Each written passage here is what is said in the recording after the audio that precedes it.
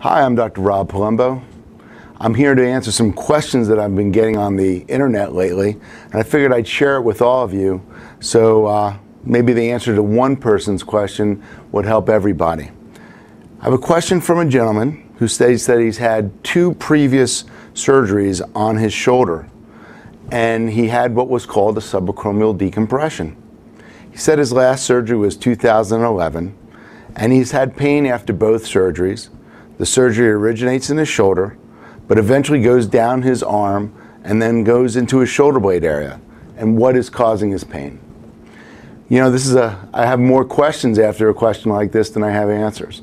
But there's a lot of things that can be going on. You know, the question is what did they do the last few times? What did they do actually in the shoulder as far as the surgery?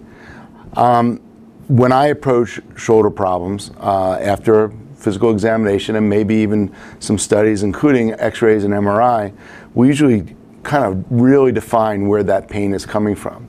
Sometimes it's very obvious and easy, like in a case of a rotator cuff tear or in a labral tear, but sometimes when patients are just coming in with pain, especially a younger person, 30s, 40 years old, you don't know always where that pain is coming from. And a lot of times an MRI is very helpful, but not always. There's a lot of things you see on an MRI which is very sensitive that really aren't causing the pain. Now, usually when somebody says they have a subacromial decompression, they're usually talking about a spur of bone that sticks off a arch over the rotator cuff that's sticking into the rotator cuff every time somebody lifts up their arm. They squeeze that tendon right into the bone.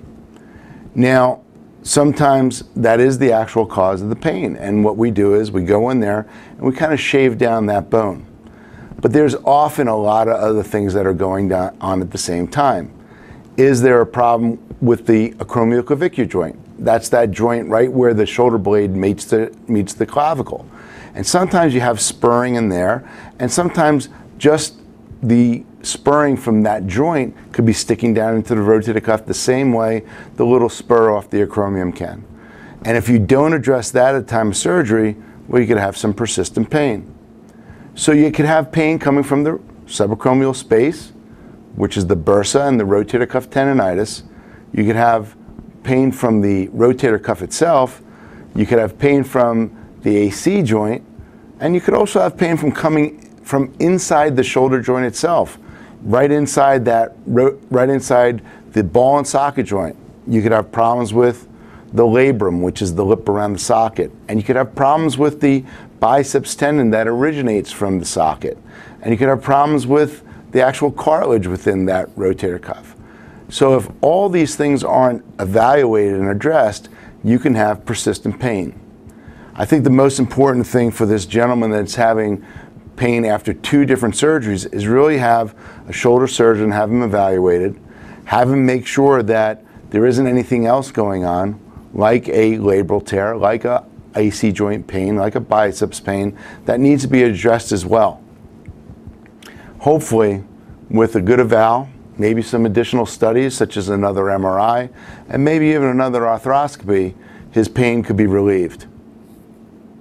I hope it is. I'm here to help him if he needs it. And if you have any questions, don't forget, go to our blog, go to our website, go to our Facebook page, and ask us any questions that you may have. And hopefully, by answering your questions, I could help everybody else. Thanks for listening.